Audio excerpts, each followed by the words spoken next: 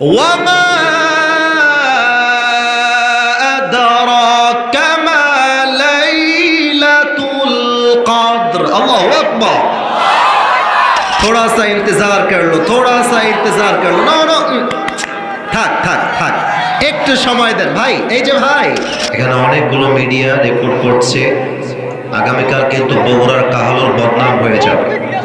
আমরা কিন্তু বগুড়া কাহালুর কোনো বদনাম দেখতে চাই না যুবক ভাইরা, কথা ঠিক আছে না? আমার সবাই বলো।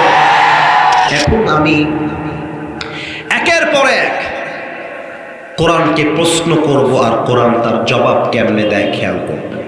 প্রথম প্রশ্ন, কোরআন তুমি পৃথিবীতে আসার পূর্বে কোথায় ছিলা? জবাব দাও। জবাব কি কোরআনে আছে না নাই? আরো জোরে বলতে হবে, না হয় বগুড়ার বদনাম হয়ে যাবে। জবাব আছে না নাই? 30 নম্বর পারা, সূরাতুল বুরুজের 21 এবং 22 নম্বর আয়াত। আল্লাহ রাব্বুল আলামিন বলছেন, বাল হুয়া কুরআনুম মাজিদুম ফি লাওহিম Mahfuz. Rather, it's a glorious Quran preserved in tables. আল্লাহ তাআলা বলছেন, এই কোরআনটাকে পৃথিবীতে নাজিল করার পূর্বে আমি আল্লাহ তাআলা আরশে আজিমে লৌহে মাহফুজে সংরক্ষিত ফলকে লিখিত আকারে রেখে দিয়েছিলাম। সুবহানাল্লাহ পড়বেন না আপনারা? ও আচ্ছা, তুমি লৌহে মাহফুজে ছিলে, উত্তর তো পেয়ে গেলাম। 2 নাম্বার প্রশ্ন, কোরআন তোমাকে লৌহে মাহফুজ থেকে দুনিয়াতে কে পাঠালো? তানজিলাম মিম্মান খালাকাল আরদা ওয়াস সামাওয়াতিল উলা। This Quran has been sent down by him who has created the heavens and big earth. এই কোরআনটা নাজিল করেছেন তিনি, আকাশ এবং জমিনের মালিক যিনি, তোমার আমার রব যিনি। বলেন তো সেই রব একজন, তিনি কে? আল্লাহ আমার রব। দমে দমে তনু মনে তারি অনুভব, তোমার দুনিয়াতে আমি যেদিকে তাকাই, অথই নেয়ামতে ডুবে আছি সবাই। পাখ পাখালির কণ্ঠে শুনি তাসবিহ কল রব, তাসবিহ কল রব। আল্লাহ আমার রব। দমে দমে তনু মনে তারি অনুভব। রবকে? ও আচ্ছা, মাশাআল্লাহ, বড়ি अच्छी बात है। তোমাকে আল্লাহ রাব্বুল আলামিন নাজিল করেছে। এবার বলো, তোমাকে যখন নাজিল করা হলো, তোমাকে কার উপরে নাজিল করা হলো? কোরআন তার জবাব দিয়ে বলছে, ওয়া আমিনু বিমা নুজিলা আলা Muhammad. Believe in whatever Allah subhanahu wa ta'ala has sent to his last messenger Muhammad sallallahu alayhi wa sallam. ঈমান আনো সেই মহা সত্য বাণীর উপরে, যেই বাণীকে আল্লাহ তাআলা তোমাদের প্যারা হাবিব সাইয়্যিদুল কাউনাইন, সাইয়্যিদুল মুরসালিন, বিশ্ব মানবতার মুক্তির দূত নবী মুহাম্মদুর রাসূলুল্লাহ সাল্লাল্লাহু আলাইহি ওয়াসাল্লামের উপরে চির সত্য বাণী হিসেবে নাজিল করে দিয়েছে। সুবহানাল্লাহ পড়বেন না আপনারা? ও আচ্ছা, ইট মিনস তুমি আমার নবীর উপর নাজিল হয়েছো। ওকে, আমি 3 নাম্বার প্রশ্নের জবাবও পেয়ে গেলাম। এবার কোরআন তুমি আমাকে জবাব দাও, তুমি যেই মাসে এসেছিলে সেই মাসটার নাম কি ছিল? জবাব আছে না নাই? শাহরু রমাদানাল্লাযী উনজিলা ফীহিল কুরআন। এই কোরআন হলো এমন একটা কিতাব, যেই কিতাবকে আল্লাহ রাব্বুল আলামিন 12 মাসের সেরা মাস রমজান মাসে নাজিল করেছে। কোন সবাই সুবহানাল্লাহ। ও আচ্ছা, রমজান মাসে এসেছো। এবার বলো, দিনে এসেছো নাকি রাতে এসেছো? কোরআন তার জবাব দিয়ে বলছে, ইন্না আনজালনাহু ফি লাইলাতিল কদর ওয়া মা আদরাকা মা লাইলাতুল কদর। আল্লাহু আকবার। I have sent this Quran on a very blessed night. আমি আল্লাহ রাব্বুল আলামিন এই কোরআনটাকে নাজিল করেছি মহা বরকতপূর্ণ রাতে, যেই রাতটার নাম হলো লাইলাতুল কদর। সুবহানাল্লাহ পড়বেন না? আচ্ছা কোরআন, তুমি লাইলাতুল কদরে নাজিল হয়েছো, এবার তুমি আমাকে বলো তো, তুমি যে রাতে এসেছো এই রাতের সিগনিফিকেন্স, এই রাতের মর্যাদা ইসলামে কত বিশাল, আমাকে জবাব দাও তো। কোরআন বলছে লাইলাতুল কদরি খায়রুম মিন আলফি শাহর। এমন একটা রাতে নাজিল হয়েছি, এক রাত যদি কেউ ইবাদত করে 1000 মাস ইবাদত করলে যে সওয়াব হবে, আল্লাহ রাব্বুল আলামিন তার চাইতে অধিক সওয়াব বান্দার আমলনামায় লিখে দিবে। না, এটা বগুড়ার সুবহানাল্লাহ হইতেই পারে না। আরেকবার পড়েন সুবহানাল্লাহ। এবার গলাটা ফাটিয়ে আরেকবার পড়েন সুবহানাল্লাহ। ও আচ্ছা, তুমি তাহলে এমন রাতে এসেছো যার সম্মান এত উঁচু। আমি যদি কাউকে এই মাহফিলে দাঁড় করায় দিয়ে বলি, এই যুবক এই মাহফিলে কেন আসছো, আমাকে জবাব দাও, আমার মনে হয় 90% বেশি যুবকরা বলবে, হুজুর আপনাকে আজীবন ফেসবুকে দেখেছি, ইউটিউবে দেখেছি, আজকে সরাসরি বসে আপনার ওয়াজ শুনতে আসছি। কথা ভুল বললাম না? ঠিক বললাম? এবার কোরআন তুমি আমাকে জবাব দাও, তুমি দুনিয়াতে কেন এসেছো, তোমার প্ল্যান কি, তোমার মতলব কি, তোমার উদ্দেশ্য কি? এবার বলেন তো, কোরআনে তার জবাব আছে না নাই?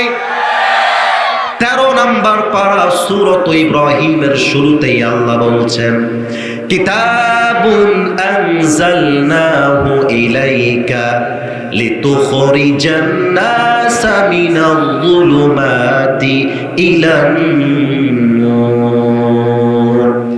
Oh my prophet, I have sent this Quran to lead the mankind out of darkness into the light. ও নবী, এই কোরআনটা আমি নাজিল করেছি একটাই উদ্দেশ্য, যাতে করে আপনি জাহান্নামী মানুষগুলোকে জান্নাতি মানুষ বানাতে পারেন। ডানের ভাইদেরকে ধন্যবাদ, তোমরাই আমার শক্তি। বামের ভাইয়েরা কেমন যেন মরা টাইপের মনে হচ্ছে। এবার সবাই মিলে পড়েন তো আরেকবার জবান খুলে সুবহানাল্লাহ। একবার সুবহানাল্লাহ বলবেন, জমিন থেকে নিয়ে আকাশ পর্যন্ত আল্লাহ আপনার আমলনামাটা ভরপুর করে দিবেন। একবার সুবহানাল্লাহ পড়বেন, জান্নাতে একটা গাছের মালিক হয়ে যাবেন। একটা গাছের মালিক হয়ে গেছেন। আরেকবার পড়েন তো সুবহানাল্লাহ। আরেক গাছের মালিক, আরেকবার পড়েন সুবহানাল্লাহ। এবার আমি যে কথাগুলো বলবো, খবরদার গায়ে যদি কাটার মতো আঘাতও লাগে তবু আমাকে বাধা দেওয়ার দুঃসাহস করবেন না। আমাকে যদি কোনো নেতা বাধা দেয়, আল্লাহর কসম করে বলছি, আমার সামনে মিডিয়া, ওর নেতাগিরি যুবকরা 1 মিনিটেই ছুটায় ফেলবে। কথা ভুল বললাম না? ঠিক বললাম? বল। আচ্ছা কোরআন, এবার তুমি আমাকে জবাব দাও, আমি যদি তোমাকে পার্লামেন্টে নিয়ে যাই, আমি যদি তোমাকে রাষ্ট্রের জন্য, রাষ্ট্রের প্রত্যেকটা আইনের জন্য অ্যাপ্লাই করি, আমি যদি তোমাকে প্রত্যেকটা জায়গায় জায়গায় নিয়ে যাই, আমার দেশের জন্য কি লাভ হতে পারে? এই জবাব কি কোরআনে আছে না নাই?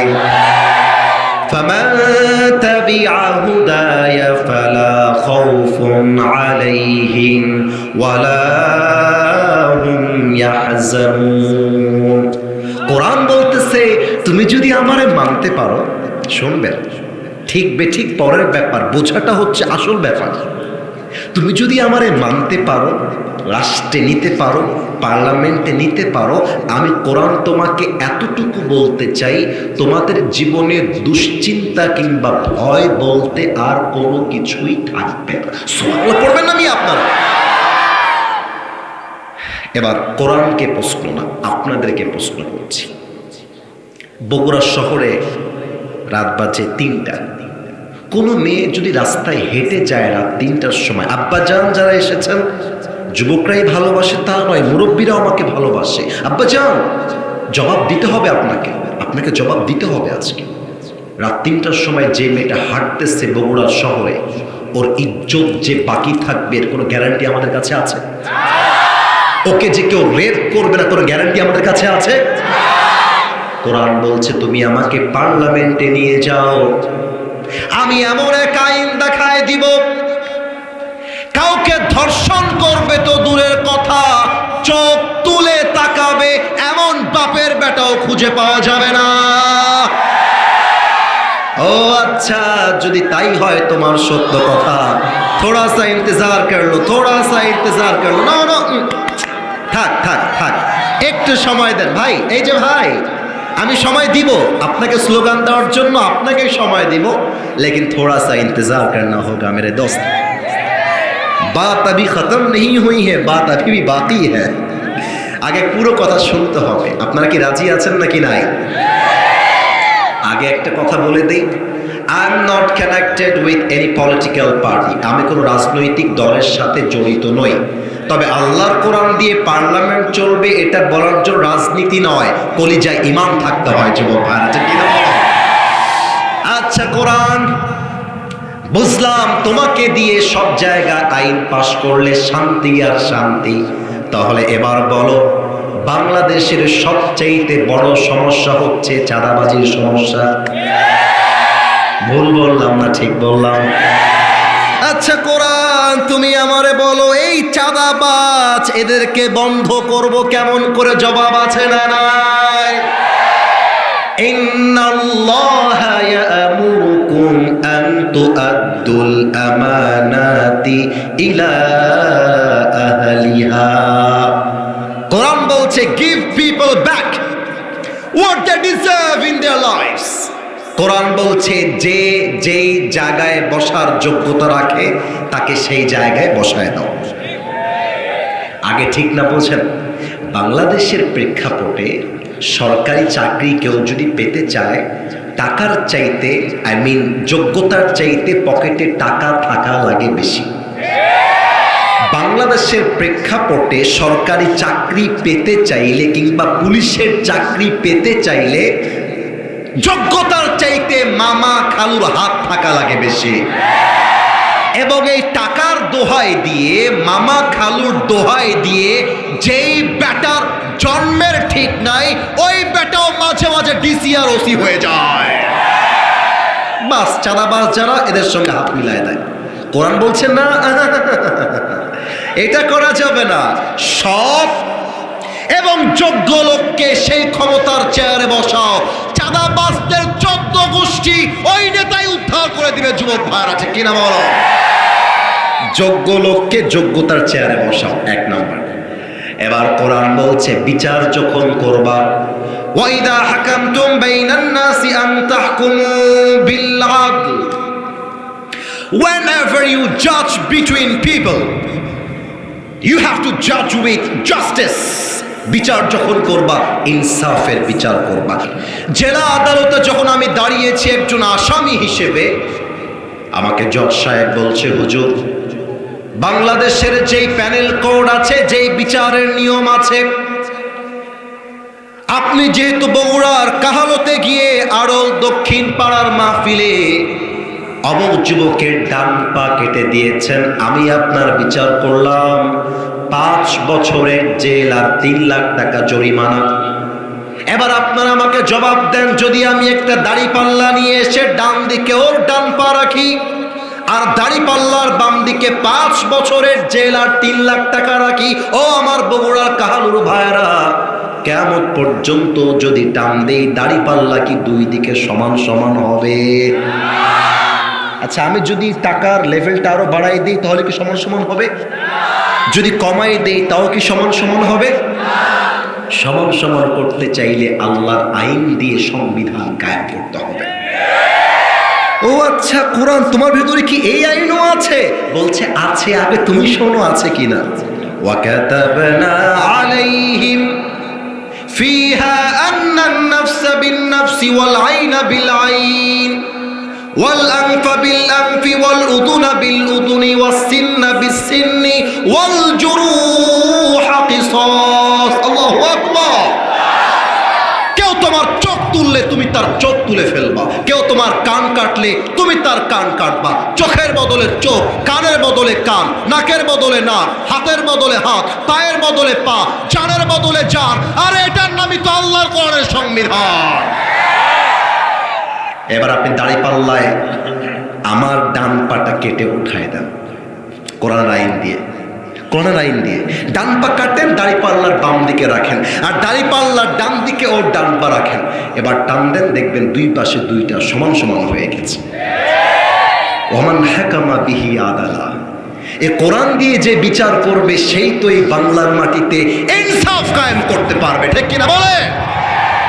কোরআন বলছে ইয়াতাসালুনা আনিল মুজরিমিনা মা সালাকাকুম ফি সাকার ক্বালু লাম নাকু মিনাল মুসাল্লিন। আল্লাহু আকবার।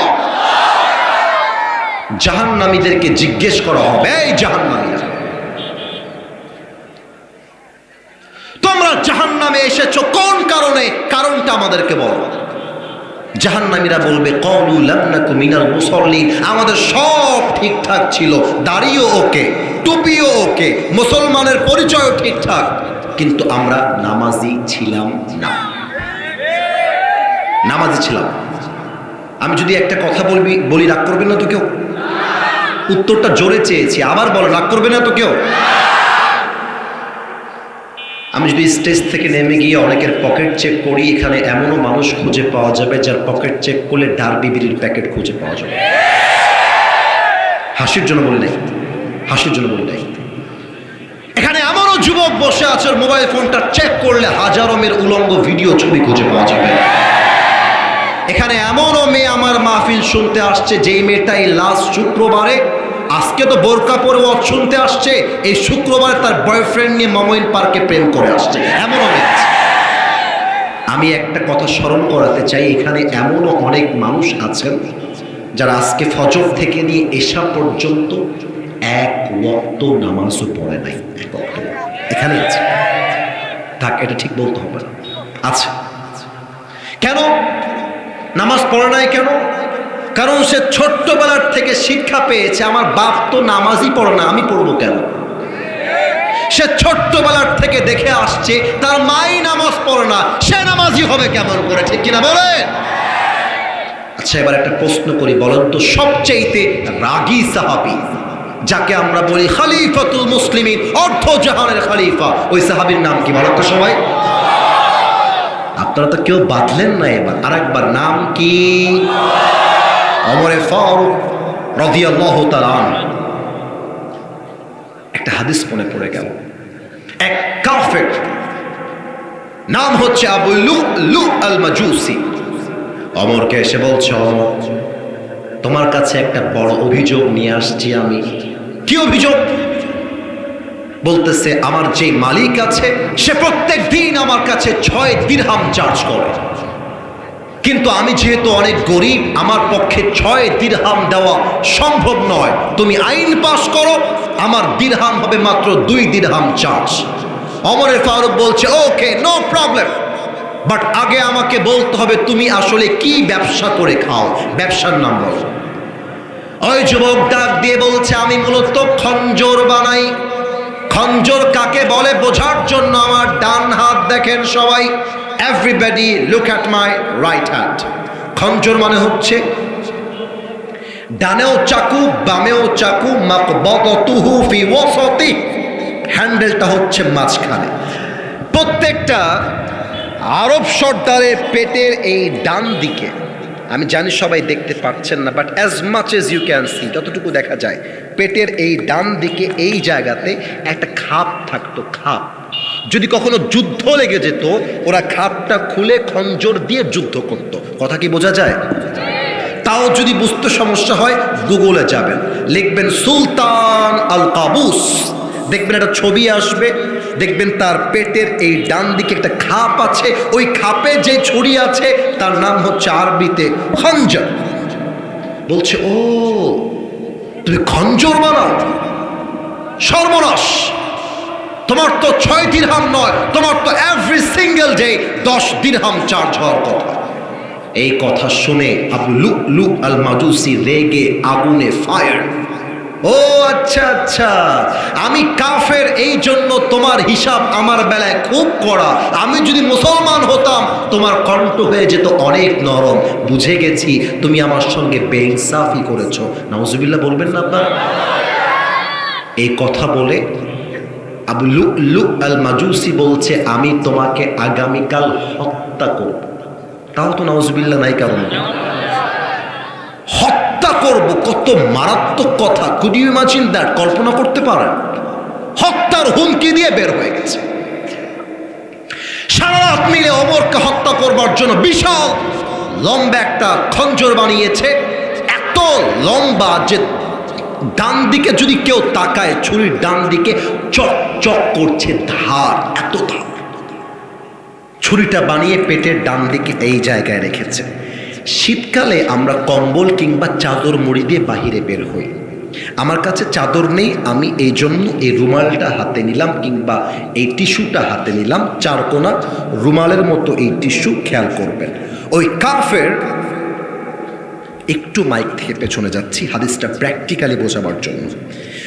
ওই কাফেরটা পেটের ডান দিকে চাকু রেখেছে আর চাদরটা এইভাবে দিয়ে দুই পাশে ঝুলিয়ে দিয়েছে, আর চাদরের ডান পাটটা ধরে এইভাবে পুরো মুখটা ঢেকে চাদরটা জড়িয়ে ফেলেছে, এমনভাবে তার চোখটা ছাড়া আর কিছু দেখা যায় না। এবার মুনাফিকের রূপে ছদ্মবেশে ফজরের নামাজ পড়তে আসছে অন্ধকার। ওমরে ফারুক সেও আসছে, এসেই বলছে, সফু সুফুফাকুম, কাতার সোজা করো, কাঁধে কাঁধ মিলিয়ে দাঁড়াও। আল্লাহু আকবার, সুবহানাকাল্লাহুম্মা ওয়া বিহামদিকা ওয়া তাবারাকা ইসমুকা ওয়া তাআলা জাদ্দুকা ওয়া লা ইলাহা গায়রুক, আলহামদুলিল্লাহি রাব্বিল আলামিন, আর রহমানির রহিম, মালিক ইয়াউমিদ্দিন। নামাজ শুরু হয়ে গেছে। ওমরে ফারুক রাদিয়াল্লাহু তাআলা আনহু সূরা ফাতিহার পরে আরেকটা সূরা মিলিয়েছেন। কিরাত যখন শেষ হয়ে গিয়েছে, ওমরে ফারুক বলছেন, আল্লাহু আকবার, রুকুতে চলে গিয়েছেন। আর ওই কাফেরটা পেছনে একদম ডান দিকে দাঁড়ায় আছে। রুকুতে যখন ওমরে ফারুক গিয়েছে, কাফেরটাও রুকুতে গিয়েছে। ওমরে ফারুক যখন তাসবিহ পাঠ করছে, সুবহান রাব্বিয়াল আযীম, সুবহান রাব্বিয়াল আযীম, তাসবিহ পাঠ করা যখন শেষ হয়ে গেছে, ওমরে ফারুক বলছে, সামিআ আল্লাহু লিমান হামিদা। যখনই উঠেছে, আর পেছন থেকে কাফেরটা চাদরটা ধরে এমন করে উড়িয়ে দিয়ে সামনের দিকে এসে ওমরের পেটের ডান দিক থেকে ছুরিটা ধরে এইভাবে একটা পোঁচ, এইভাবে আরেকটা, এন্ড দ্য থার্ড টাইম আবার আরেকটা পোঁচ দিয়েছে। এই 3টা পোঁচে হাদিসে আসছে পেট কেটে ওমরের নাড়ি ভুঁড়ি সব বাহিরে বের হয়ে গেছে। আমার তো নিজেরই হাত পা কাঁপতেছে। পেট কেটে নাড়ি ভুঁড়ি বাইরে বের হয়ে গেছে। ওমরের সাহসের প্রশংসা করতে হবে, তাও অবিচল হয়ে যায় নাই, তাও ভেঙে পড়ে নয়। ওমরে ফারুক নামাজের মধ্যে চিৎকার দিয়ে বলছে, কাতালানি আল কাল, আমাকে একটা কুকুর কাপুরুষ হত্যা করেছে, কে আছো আমার কাছে দৌড় দাও। সাহাবায়ে কেরাম দৌড়ে গিয়ে ওমরকে আটকে দিয়েছে, ধরে বসেছে। আর ওই কাফের চাকুটা মেরে পেছন দিক থেকে বের হয়ে যাচ্ছে। 7 জন সাহাবী তাকে ধরতে গেছে, যাকে সামনে পেয়েছে তাকে ছুরি দিয়ে ইচ্ছা মতো কোপাইছে। 7 জন সাহাবী জায়গাতে স্পট ডেথ, জায়গায় শেষ, এক একটা কোপে জায়গায় শেষ। ওমরে ফারুকের পরিবর্তে আরেকজন ইমাম ওমরে ফারুকের জায়গায় দাঁড়িয়ে গিয়েছে। ওমরে ফারুক অজ্ঞান হয়ে গিয়েছে, হুঁশ নাই, জ্ঞান নাই, কথা নাই। সাহাবা ইকরাম চিৎকার দিয়ে বলছে, আইনা তবিব, আইনা তবিব, আইনা তবিব, ডাক্তাররা কোথায়, দৌড় দাও। ডাক্তাররা দৌড় দিয়ে আসছে, ওমরকে বাঁচাও। এমন এক শাসক ছিলেন যার শাসন ক্ষমতা এতটা মারাত্মক ইনসাফের ছিল, বাঘ আর হরিণ একই ঘাটে পানি পান করেছে।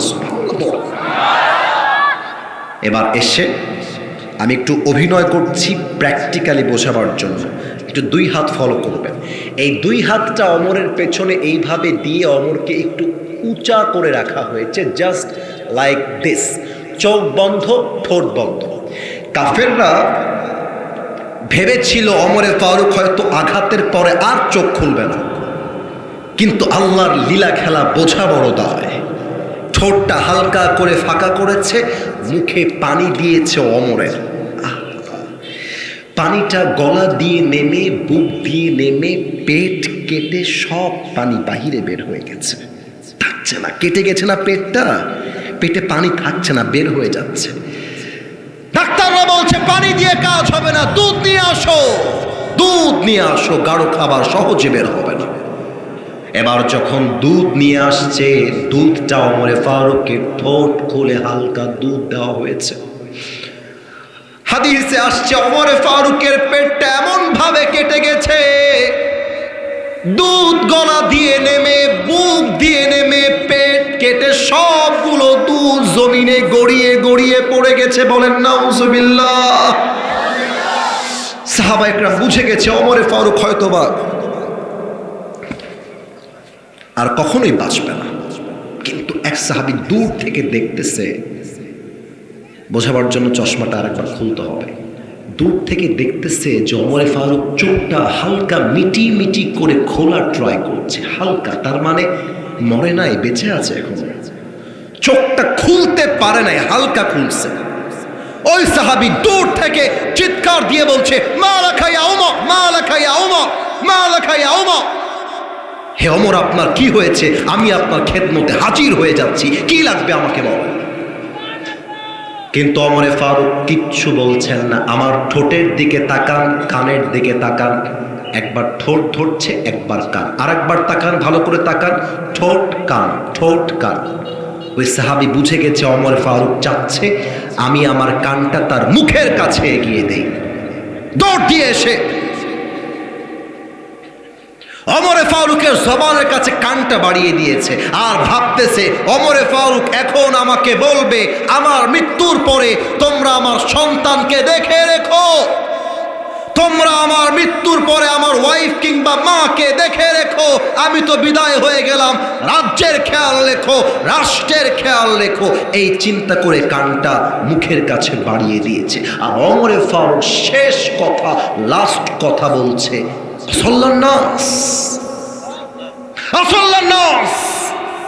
এই সাহাবী আমাকে জবাব দাও, আমি যখন আঘাতটা খেয়ে অজ্ঞান হয়ে গেলাম, আমার অজ্ঞান হওয়ার পরে সাহাবা একরাম কি ওই নামাজটা জামাতের সাথে আদায় করেছে কিনা এই খবরটা আগে আমাকে দাও। সুবহানাল্লাহ পড়বেন না আপনারা মিয়া? আল্লাহু আকবার, আল্লাহু আকবার। একটা মানুষের পেট কেটে নাড়ি ভুঁড়ি বের হয়ে গেছে, আর সেই মানুষটার শেষ কথা একটা, তোমরা নামাজ পড়েছে কিনা। আল্লাহু আকবার। এবার আপনারা বলেন তো আমার নবীজির জীবনের শেষ কথা কি ছিল? নামাজ, আসসালাত, আসসালাত, আসসালাত। নবীজির ইন্তেকালের দিনে নবীর গায়ে প্রচন্ড পরিমাণ জ্বর, এত জ্বর নবীজির ডান কাত থেকে বাম কাত হতে পারছেন না। সেই দিন বসে বসে মাওলানা তারিক জামিলের একটা আলোচনা শুনছিলাম উর্দু ভাষায়। যারা উর্দু ভাষা বোঝেন মাঝে মাঝে ইউটিউবে শুনবেন মাওলানা তারিক জামিলের আলোচনা, কলিজা আপনার জুড়ায় যাবে, এত চমৎকার তার আলোচনা। উনি বললেন नबी की जब इंतकाल हो रहा था तो जिब्राइल अलैहिस्सलाम नबी के पास आया। প্রথমে আসলেন জিব্রাইল আলাইহিস সালাম ফজরের নামাজের পরে, এসেই নবীজির কাছে ডান পাশের শিওরে দাঁড়িয়ে বলছে, আসসালামু আলাইকা ইয়া রাহমাতাল লিল আলামিন, নবী হে আপনাকে সালাম, আল্লাহ নিজেই আপনাকে সালাম পাঠিয়েছে। সুবহানাল্লাহ পড়বেন না আপনারা? ও নবী আপনি কেমন আছেন নবী? এত জ্বর, চোখ লাল হয়ে আছে, তবুও নবীজি বলছে জিব্রাইল আলহামদুলিল্লাহ, আল্লাহ শুকরিয়া, আমি অনেক ভালো আছি। সুবহানাল্লাহ পড়বেন না আপনারা? বলছে ও अच्छा, खूब भालो। मेरे नबी मैं आपसे एक चीज की इजाजत मांगना चाहता हूँ, एक अनुमति चाहिए। नबी जी बोलছে कौन सी इजाजत, बोलो मुझे की লাগবে বলো, অনুমতি চাও। तो जिब्राइल बोलছে या रसूल अल्लाह, आज मैं यहाँ पर अकेला नहीं आया हूँ, मेरे साथ कोई और भी मेहमान है, अगर आप चाहे तो उसको दाखिल करा दो। আপনি চাইলে আসবে, না চাইলে আসবে না। নবীজি বলছে মেহমান মাসমু, মেহমানের নাম কি?